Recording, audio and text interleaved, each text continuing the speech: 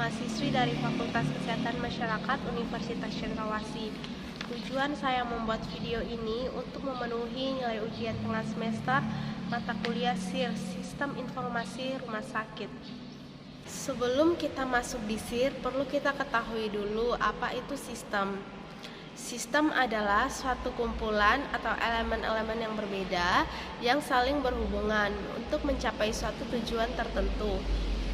Nah, menurut KKBI, sistem adalah suatu perangkat unsur yang secara teratur dan dia saling berkaitan sehingga membentuk suatu totalitas.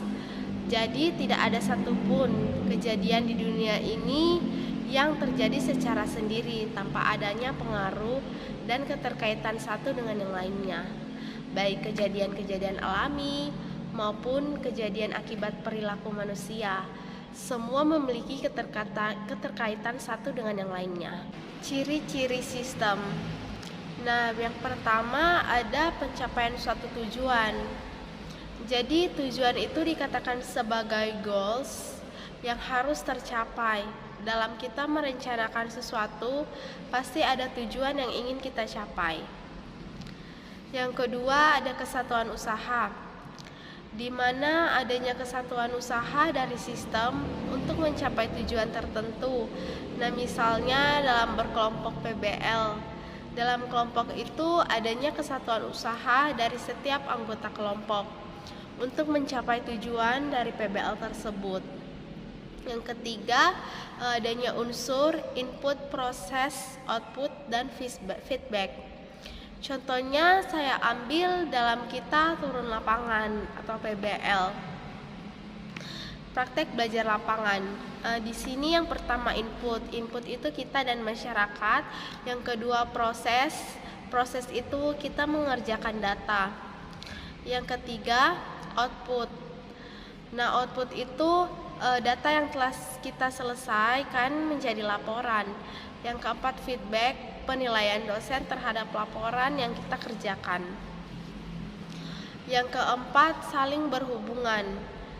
Sebuah sistem itu pasti saling memiliki keterkaitan yang tadi saya bilang antar subsistem atau komponen lainnya yang mendukung. Hal ini agar tujuan dari sistem mudah dicapai. Yang kelima, berstruktur. Sistem yang berjalan dengan urutan atau ketentuan yang berlaku. Misalnya dalam struktur organisasi itu harus berstruktur dari atas sampai bawahan. Jadi harus sesuai. Yang keenam, berjenjang. Berjenjang artinya tingkatan yang beraturan atau tahapan. Misalnya dalam aturan minum obat itu harus bertahap sesuai yang diberikan dokter. Sistem informasi manajemen rumah sakit. Sistem informasi manajemen rumah sakit adalah kegiatan-kegiatan yang mencakup semua pelayanan kesehatan di tingkatan informasi yang memberikan informasi kepada pengelola untuk proses manajemen yang berhubungan dengan pengelolaan data dan penyajian informasi. Nah, peran sistem informasi di dalam kegiatan manajemen rumah sakit sangatlah membantu dan membuat peran yang sangat efektif dalam proses pelayanan kesehatan di rumah sakit. Nah, dengan sistem informasi, seorang pemimpin rumah sakit dapat mengambil suatu kebijakan secara cepat, tepat, dan akurat berdasarkan informasi yang didapat dari pelayanan kesehatan di rumah sakit yang dipimpinnya. Selanjutnya kita masuk ke tujuan utama yang ingin kita bahas di sini, yaitu tentang SIRS, Sistem Informasi Rumah Sakit.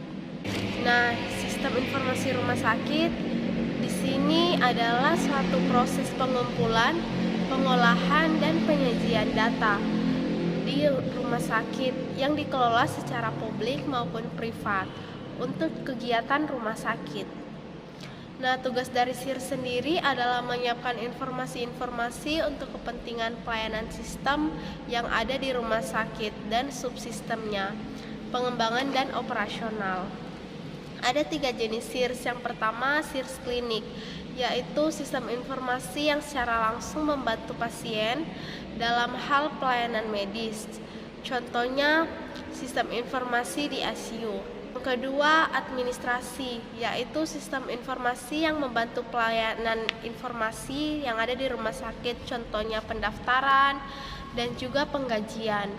Yang ketiga, manajemen, sistem informasi yang membantu informasi rumah sakit dalam hal pengambilan keputusan, contohnya sistem informasi pelayanan, sistem pemasaran, dan keuangan. Manfaat SIRS. Yang pertama, permintaan tujuan dan target. Informasi yang didapat tujuannya apa dan targetnya itu siapa-siapa saja. Yang kedua, memperhatikan kebutuhan pelayanan. Dengan adanya informasi yang kita dapat, kita tahu dan kita memperhatikan apa saja kebutuhan-kebutuhan yang mungkin kurang dan sebagainya. Yang ketiga, alokasi sumber daya. Yang keempat, pengendalian mutu pelayanan. Yang kelima, evaluasi program. Nah, di sini dari informasi yang kita dapat, kita bisa evaluasi program-program yang mungkin belum berjalan dengan baik.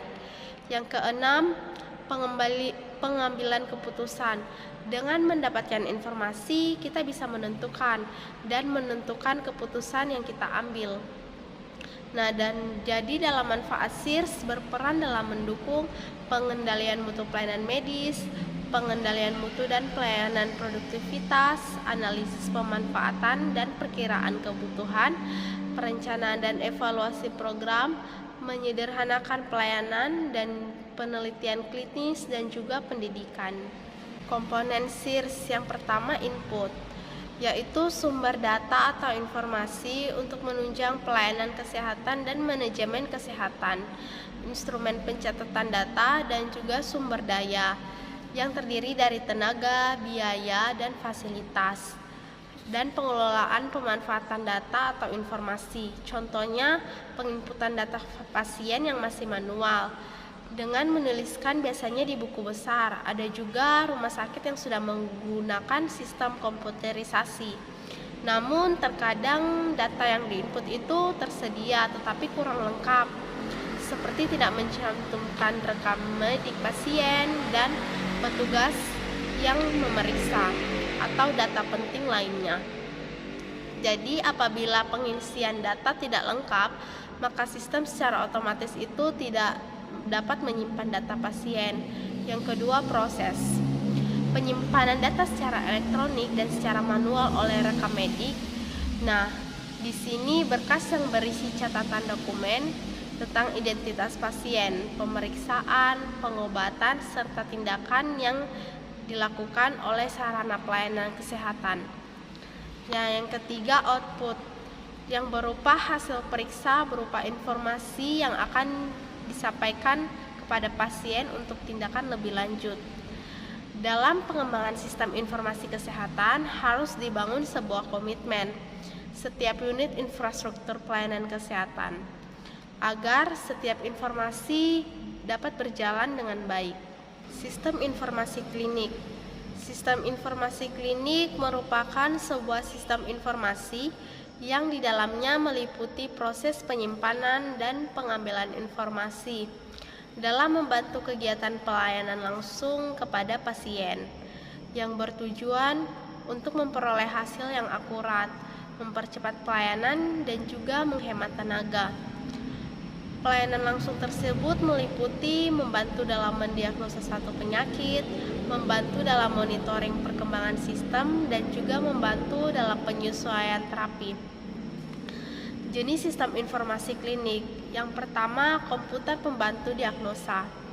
Pengumpulan data baik dari anamnesa, pemeriksaan fisik laboratorium yang diperlukan.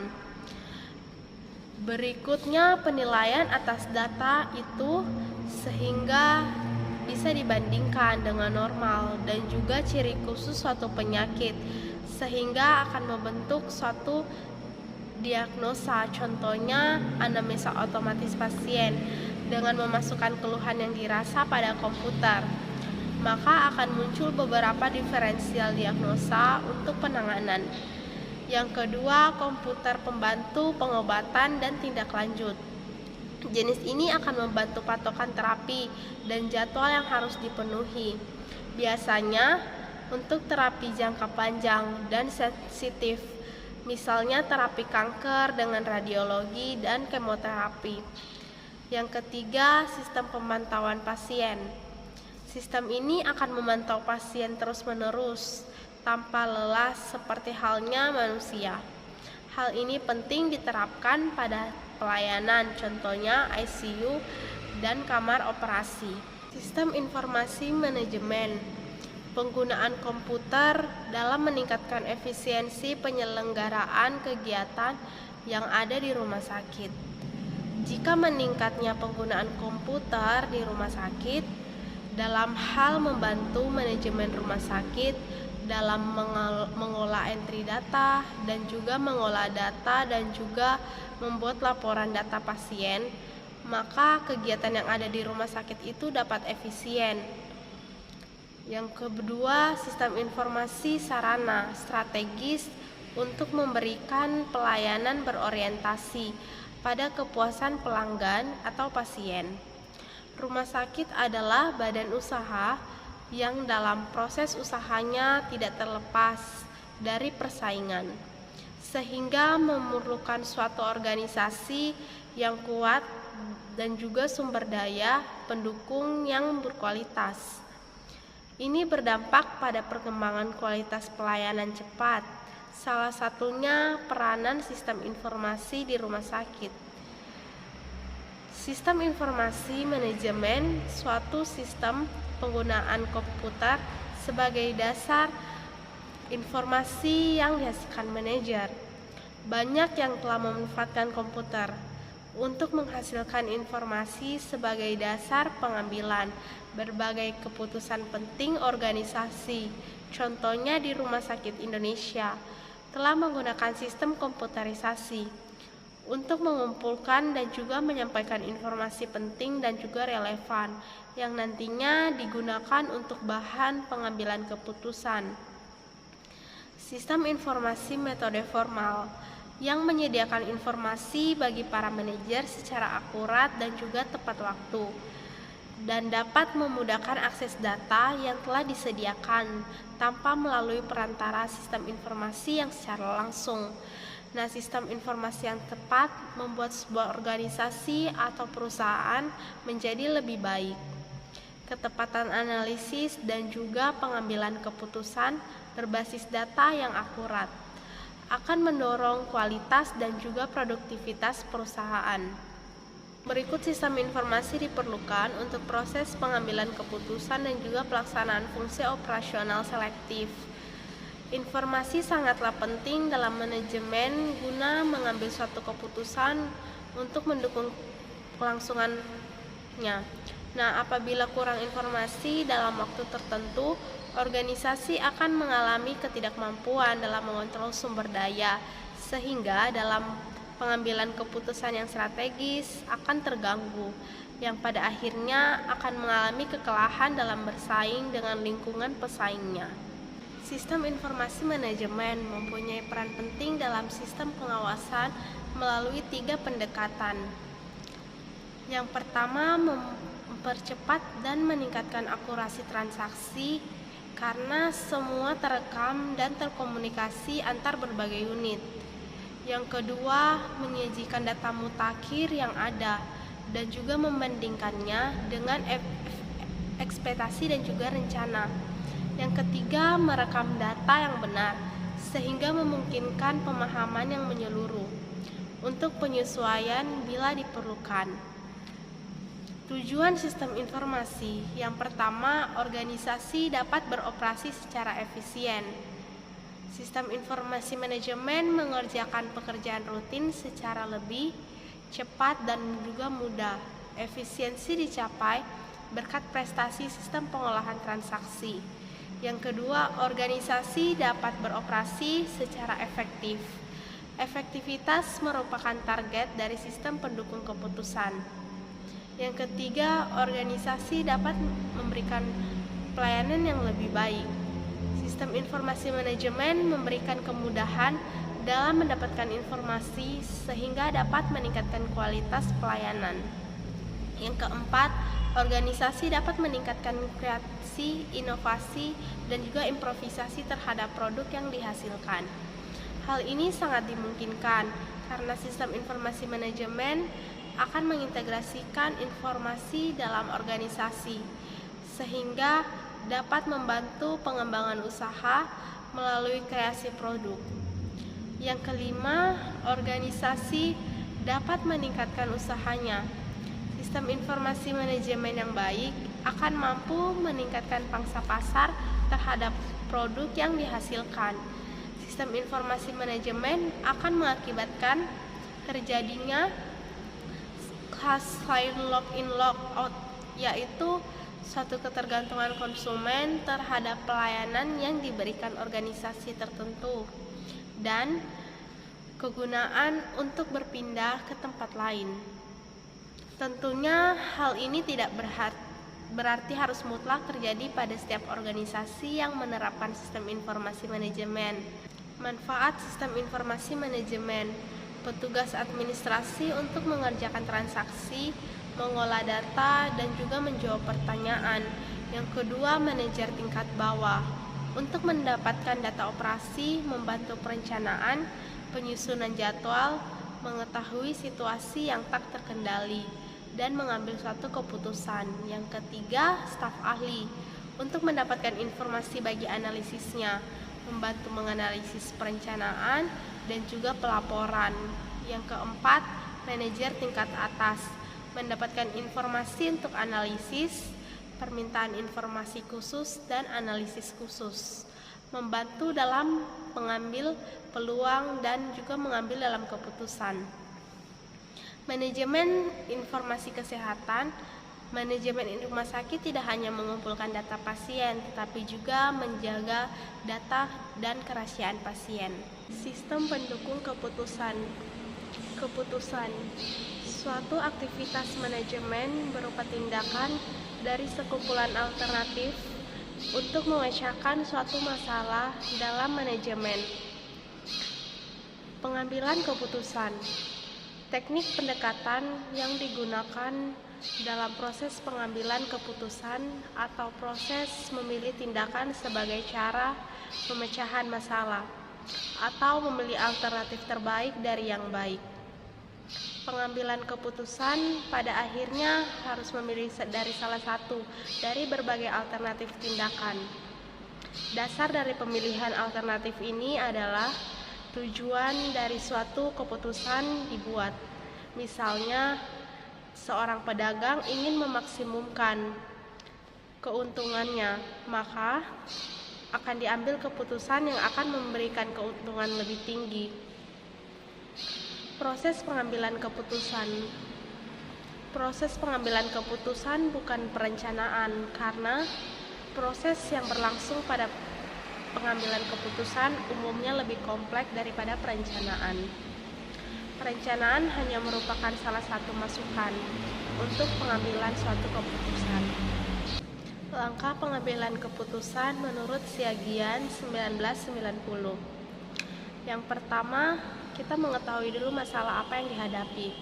Yang kedua, setelah kita mengetahui masalah, kita mengumpulkan fakta-fakta dan data yang relevan atau real, yang nyata. Yang ketiga, setelah kita kumpulkan fakta-fakta, kita olah fakta-fakta itu. Yang keempat, lalu kita tentukan beberapa alternatif yang mungkin ditempuh. Yang kelima, kita memilih cara pemecahan dari alternatif yang telah kita olah tadi dengan matang.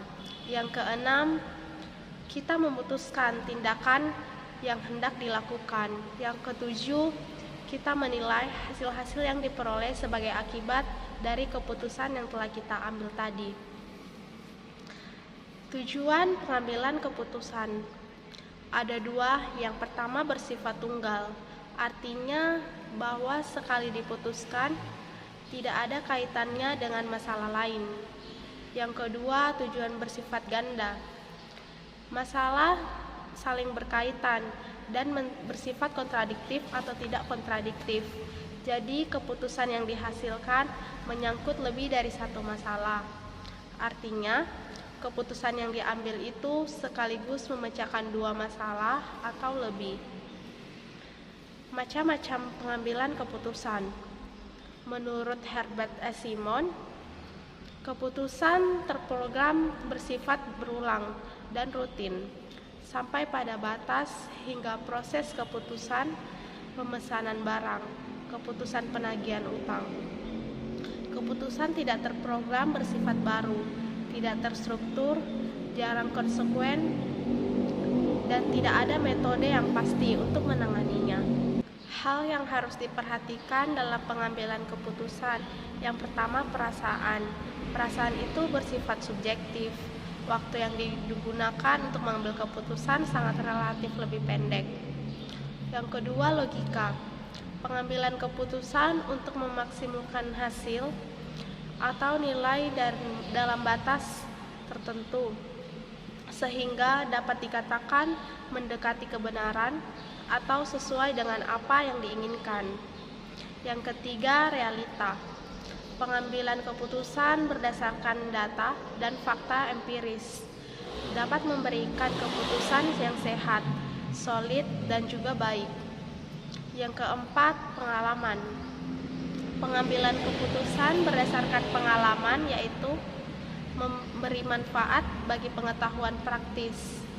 Karena dengan pengalaman yang kita miliki, seseorang akan dapat lebih memperkirakan keadaan sesuatu, dapat juga memperhitungkan untung ruginya, dan baik buruknya keputusan yang akan dihasilkan. Wewenang. Pengambil keputusan berdasarkan wewenang biasanya dilakukan oleh pimpinan terhadap bawahannya atau orang yang lebih tinggi kedudukannya kepada orang yang lebih rendah kedudukannya. Keputusan berdasarkan tingkat kepentingan. Yang pertama, strategis. Keputusan harus bersifat strategis. Yang kedua, taktis atau administrasi, yaitu menangani permasalahan kontrol atau pengawasan yang sifat pekerjaannya lebih banyak pada masalah administrasi. Keputusan ini adalah keputusan yang berkaitan dengan pengelolaan sumber daya. Yang ketiga, operasional. Berkaitan dengan kegiatan operasional atau kegiatan operasi harian. Sistem pendukung keputusan. Proses pengambilan keputusan dapat dilakukan berkali-kali, namun pengambilan keputusan hanya satu kali saja. Pengambilan keputusan harus mempertimbangkan risiko yang muncul nantinya. Jadi, jika kita mengambil suatu keputusan, harus dipikirkan secara matang terlebih dahulu. Sistem pelaporan rumah sakit. Pelaporan rumah sakit merupakan satu alat organisasi yang bertujuan untuk dapat menghasilkan laporan secara cepat, tepat, dan akurat. Jenis laporan rumah sakit. Yang pertama, laporan intern, yaitu laporan yang dibuat sebagai masukan untuk menyusun konsep perancangan dasar sistem informasi manajemen rumah sakit. Yang kedua, laporan ekstern, yaitu pelaporan yang wajib dibuat oleh rumah sakit sesuai dengan peraturan yang berlaku, ditujukan kepada Departemen Kesehatan Republik Indonesia, yang sekarang Dinas Kesehatan Provinsi atau Dinas Kesehatan Kabupaten atau Kota. Jadwal pengiriman laporan. Pengiriman formulir standar yang harus diisi di rumah sakit dilakukan paling lambat 15 hari sesudah jangka waktu yang dilaporkan. Prosedur pengiriman laporan. Tiap rumah sakit yang tercatat di Depkes RI wajib mengikuti sistem informasi rumah sakit yang telah ditetapkan sesuai dengan prosedur. Yang pertama, setiap rumah sakit harus mempunyai surat izin penyelenggaraan rumah sakit tetap ataupun sementara dari Dinas Kesehatan atau surat penetapan sebagai rumah sakit dari instansi yang berwenang. Yang kedua, surat izin penetapan rumah sakit dikirimkan ke Direktorat Jenderal Pelayanan Medis untuk mendapatkan nomor kode rumah sakit sebagai identitas dari rumah sakit yang bersangkutan. Setiap rumah sakit yang telah mempunyai nomor kode berarti telah tercatat di Depkes RI. Nomor kode rumah sakit ditetapkan oleh Direktorat Jenderal Pelayanan Medis. dan disampaikan ke rumah sakit yang bersangkutan. Dengan tembusan dikirim ke kantor dinas kesehatan atau kabupaten kota.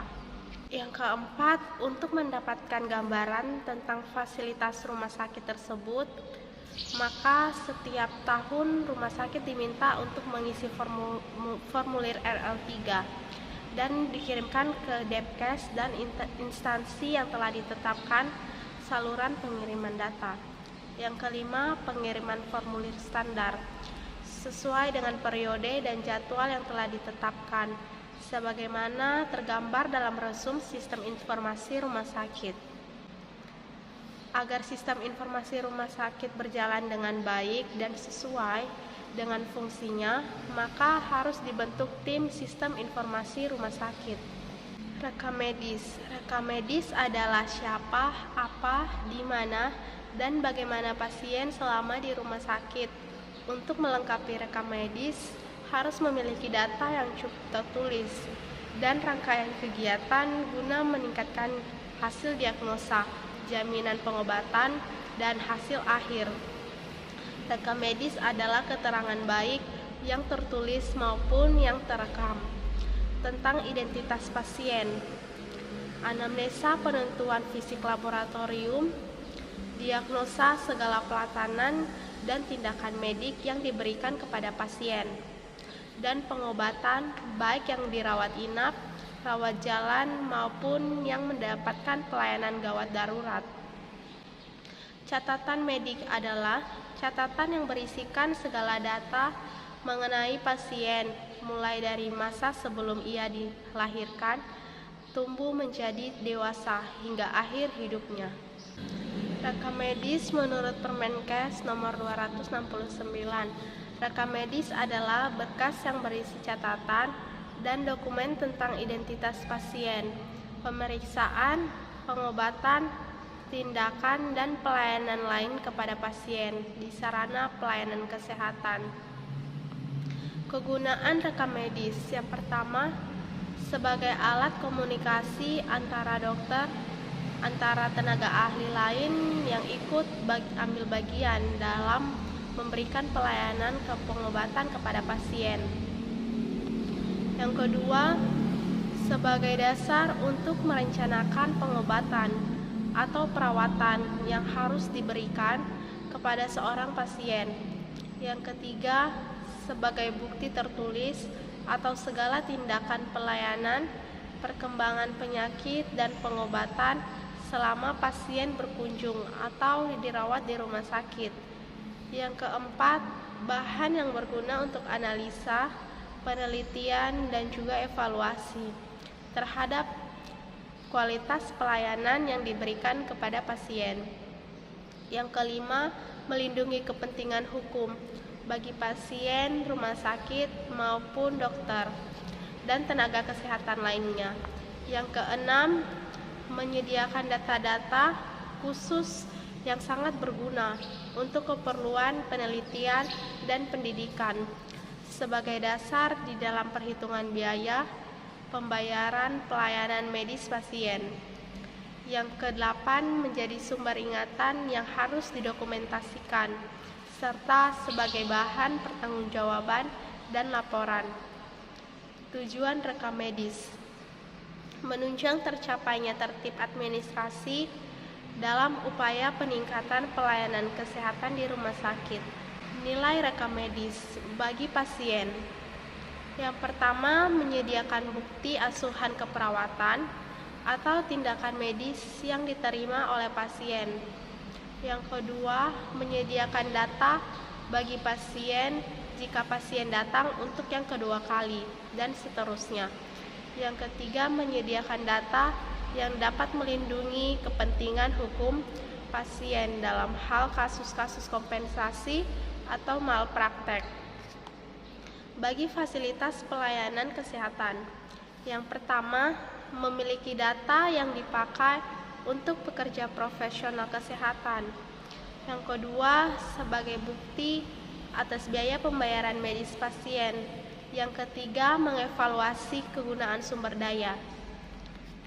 Bagi pemberi pelayanan, menyediakan informasi untuk membantu seluruh tenaga profesional dalam merawat pasien. Yang kedua, membantu dokter dalam menyediakan data keperawatan yang bersifat berkesinambungan pada berbagai tingkatan pelayanan kesehatan. Yang ketiga, menyediakan data-data untuk penelitian dan juga pendidikan. Peran dan kedudukan rekam medis ada dua, yaitu pelayanan kesehatan dasar, yaitu Balai Pengobatan, Balai Kesehatan Ibu dan Anak, Pondok Bersalin Desa atau Polindes, Puskesmas, Pustu, Puskesmas Ranap atau Puskesmas Rawat Inap, dan Rumah Bersalin. Pelayanan kesehatan rujukan ada Rumah Sakit Bersalin, Rumah Sakit Ibu dan Anak, Rumah Sakit Umum, Rumah Sakit Khusus, Rumah Sakit tipe A yaitu dokter spesialis dan subspesialis, Rumah Sakit tipe B, kedokteran medik, spesialis luas dan subspesialis terbatas, dan Rumah Sakit tipe C, penyakit dalam, bedah, kesehatan anak, dan kebidanan serta kandungan.